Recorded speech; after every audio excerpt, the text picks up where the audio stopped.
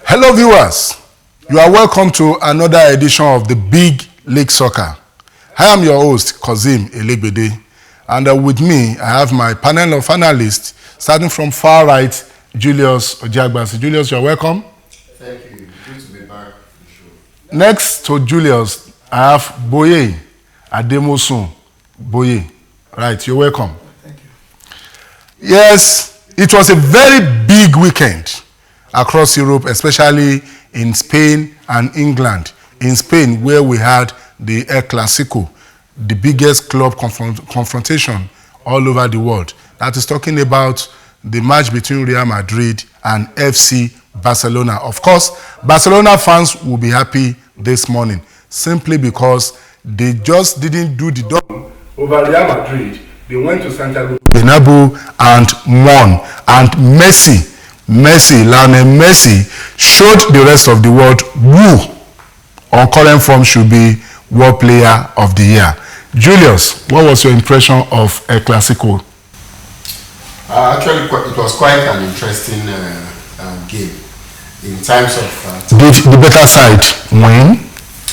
Absolutely, I think that game should end in a draw based on the two-side performance. But for the error committed by Alonso, gave Barcelona the team. I'm coming.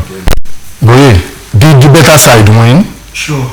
And I also think for the neutrals, it was a very good game, an interesting game, different from what we normally see in the EPL. Attacking wise, it was an interesting game. Don't tell me derbys in EPL are boring.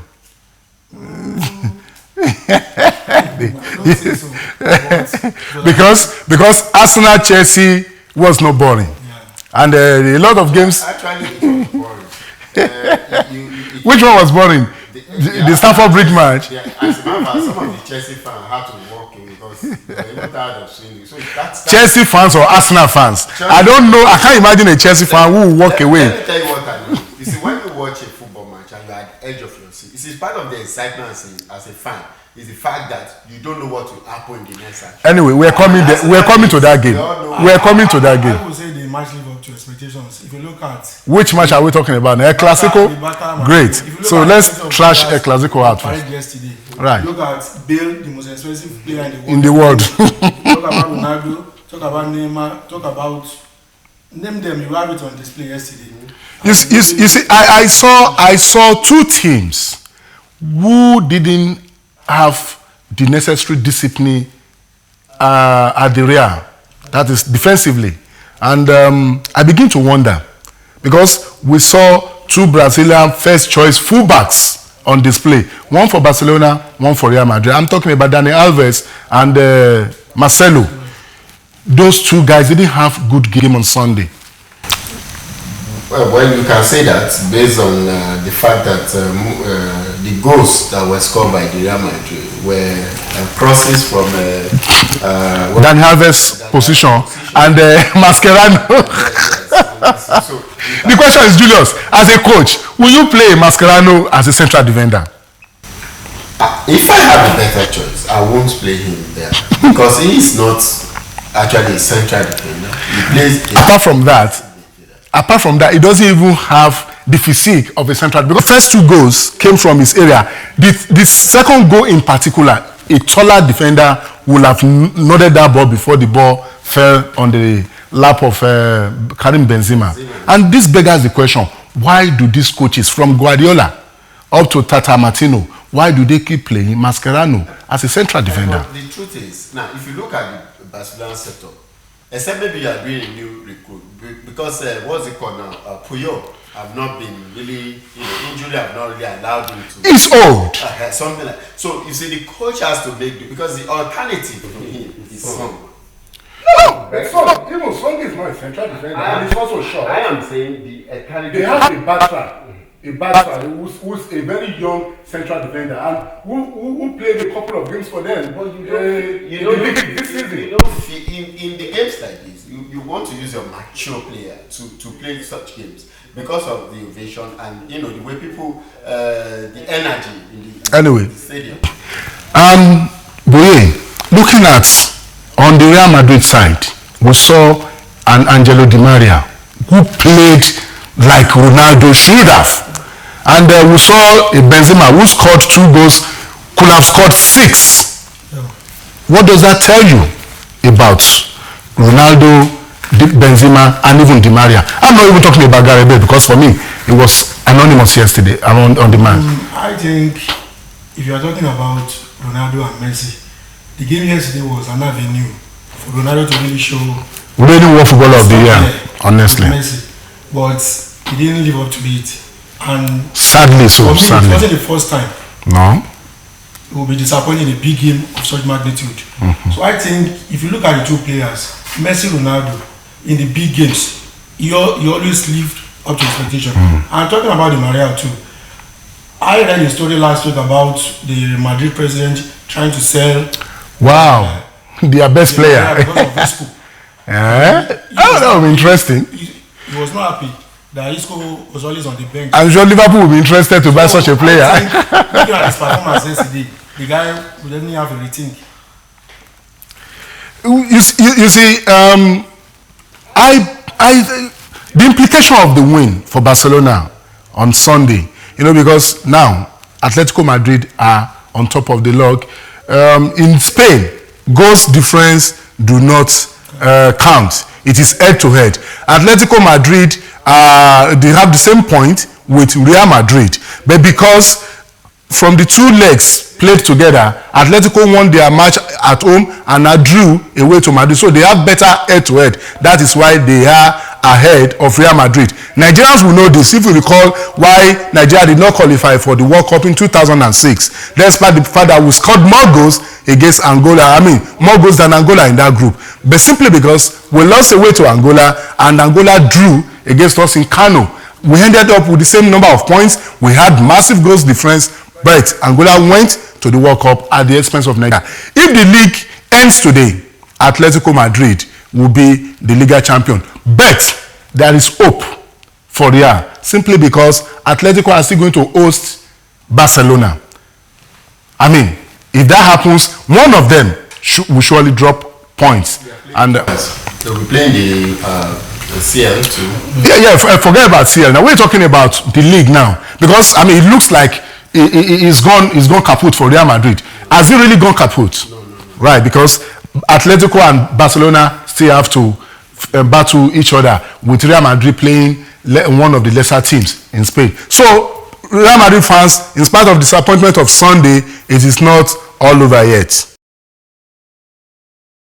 You're welcome back. It's still the big league soccer. We have been joined by Remy Olatunde. Remy, you're welcome. Thank you very much. Great. Now we move to England, where the biggest derby was the London derby between Chelsea and Arsenal. Arsene Wenger's 1,000th game in charge didn't go as planned. Julius, as an Arsenal fan, what was the feeling? 6-0 thrashing. To be honest, I expect Arsenal to be beaten. Yeah, you said so on the program.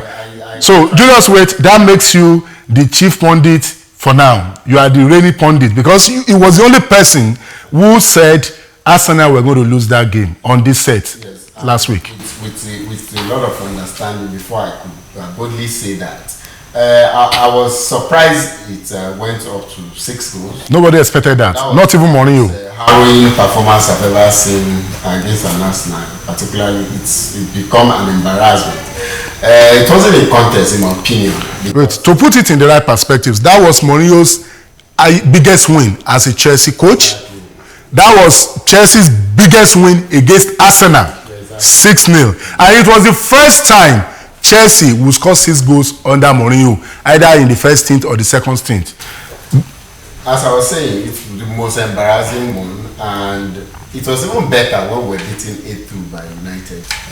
A couple of seasons ago. Yes, because then we feed in some rookies, new players, and at least we even put up the fight. We got to 2 goals. But yesterday it was worse. Remy, the context of that result, will you say, has knocked Arsenal out as title challengers? Not really. I won't say they are, it's done and dusted for them. I think the first 4 teams up there, they still have a chance, depending on how each and every one of them, fare. at the end of the day. Arsenal still has a chance, but I think among the four, they are the ones with the least chance of actually winning the title this season. Incidentally, they are the ones who have not fared well against their rivals. What? You know, when you look at the Big Seven league, you know, Arsenal are not up there. That is expected of them. It has become a tradition. Oh, sorry to say that. He has not said. He has actually said my mind. Well, he's been kind by saying Arsenal is still in the game. In my opinion, Arsenal is totally out of the race. I think the race is between Chelsea, Liverpool, and City, not Arsenal. Arsenal is out. Boye, apparently everybody was surprised by the result. But I want you to bring it home now. Talk as a Nigerian. This season, where Mourinho decides to change the defensive midfield combo, he has fielded David Luiz, even though a Mikel is sitting on the bench.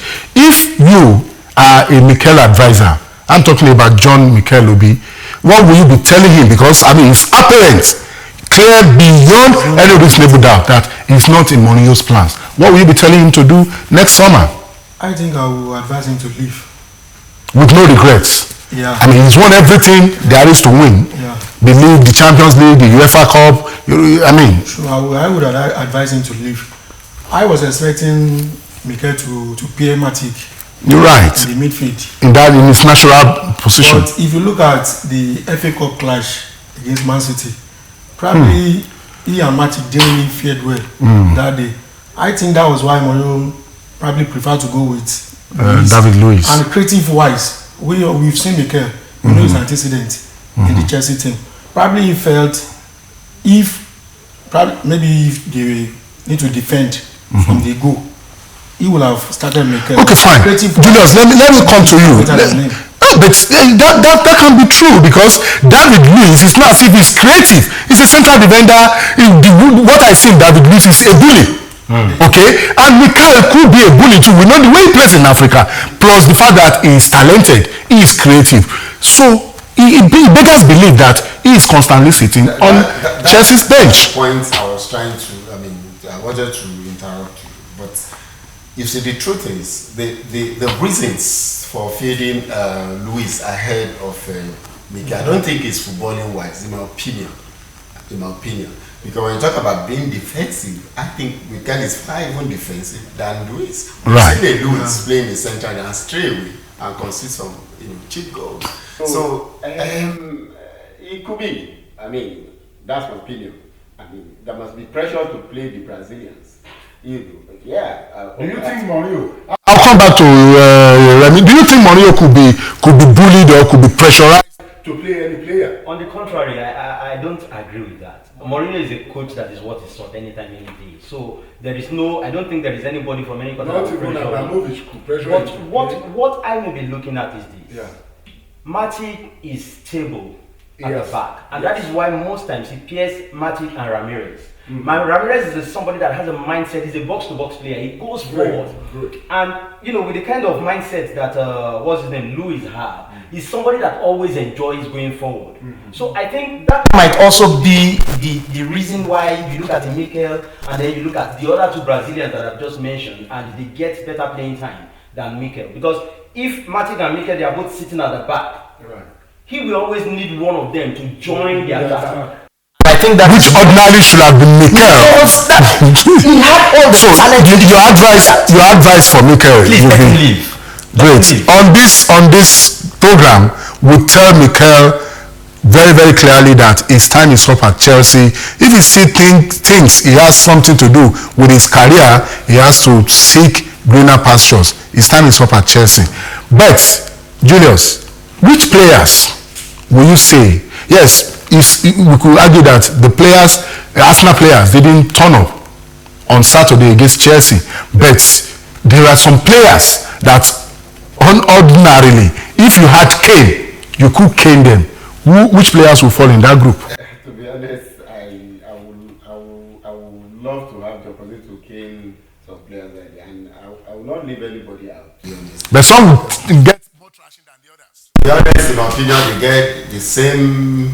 Equal. That would not be fair. I might be harsh, but you see, the truth is, I cannot even. The only time to be honest, it was when the game started.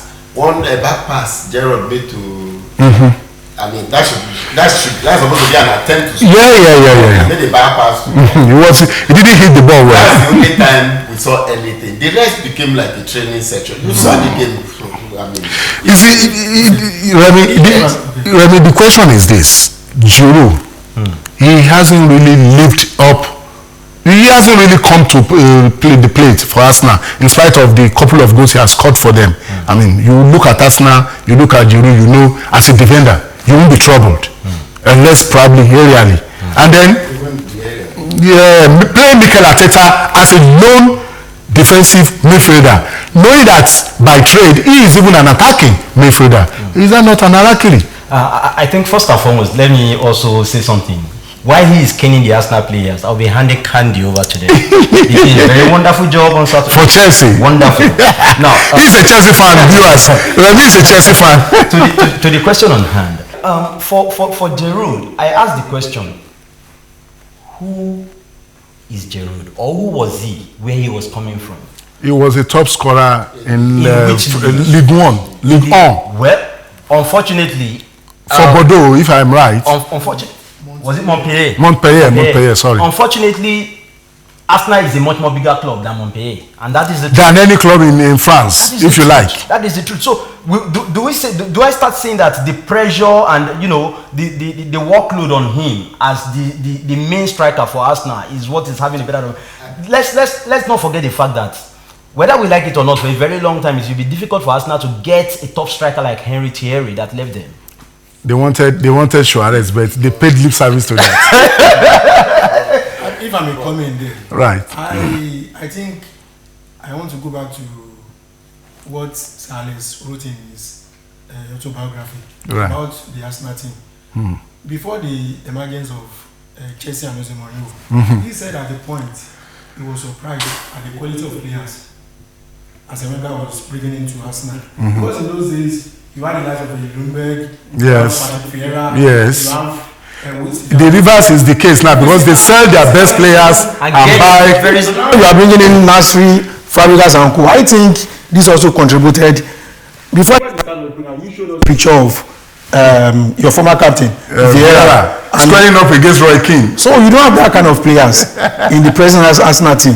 So I think that is one factor that is affecting the team. To cap this, Julius, I want us to pass a judgment on Arsene Wenger, to be honest, because I imagine if it was Jose Mourinho who led Arsenal into that game, I don't think it's good. It will end 6-0. So what does it say about Arsene Wenger? Is it time for him to go, or he just has to change his army, because it's like everybody is leaving behind? To be frank, the truth is, in as much as I won't say we were lied to, but there was a process that they told us the reason why we couldn't bring in big players was the fact that we were supposed to build a stadium, we were supposed to recruit from our team B to get to, which is okay, but today they've changed their story that we already have the means to bring in quality money. So I think my take is that as a Wenger needs to, I think, maybe flip back his album and see when he was winning and see the kind of quality of player. Because today football is physical. Today's football demand physical player, quality players. Right. For right now, we don't have such players. You have quality but no physical. Yes. I look at Kazoya. If you watch the game against Chelsea, for crying out loud, David Luiz was virtually... He's a bully. The guy is a bully. I mean, apology to all Chelsea fans. Yeah, he's a bully. But come on now, I showed you a picture. John Terry. Yeah, I showed you a picture when Patrick Vieira handled Roy Keane of United. I know the same Chelsea. Vieira could not be bullied. We go to Stamford and beat them there. Now the question again is it time for Wenger to leave, or as a national fan, you believe it can change? It is to change its recruitment policy. One. If he doesn't do that, it's time for him to call it quit by himself without, because come on now. After all the high, now you are low. It's time for you to just call yourself to other Fine. team. That's coming from an national fan. I didn't say anything. We go to the big derby, midweek derby in England. That is between Manchester United, the reigning champions. Some will say outgoing champions. Even some say outgoing champions. Manchester City, who are title hopefuls. Yes, it is Old Trafford. and City that happens to be one of their 3 games that they have outstanding. Yeah. So 3 points is a must for City, but United seems to have picked up. Since they were defeated by Liverpool, they won 2 games without conceding a goal, scoring 3 when they needed to, and scoring 2 against West Ham over the weekend. Remy, what's your take on the City invasion? I think if I speak from the point of a Chelsea fan, that is the game that everybody is waiting for. Everybody thought that Man U has been written off and that's the end for them. But I think that game is going to be decisive. Are you saying Man U can still make top 4? Do you think they can make top 4? I'm not saying Man U can make top 4. I'm not going to say anything to that. But what I'm saying but they can spoil City chances of winning the league. When it comes to that Manchester derby, you will see a different Manchester United. Great. Playing for pride. Julius, let me put it to you. Before the Liverpool game at Old Trafford, Rooney and United players, all of them were talking. They said, yes, they couldn't win the league anymore, but they would do everything to prevent Liverpool from winning. Hey, if a team is better than you, a team is better than you. Liverpool went there, and it was one of their easiest games of the season. They won 3-0. Do you think City can do such? I think they have the ability to do that, to repeat same. And the Man United picked up in the 2 games they played. There is still a factor that will work against them.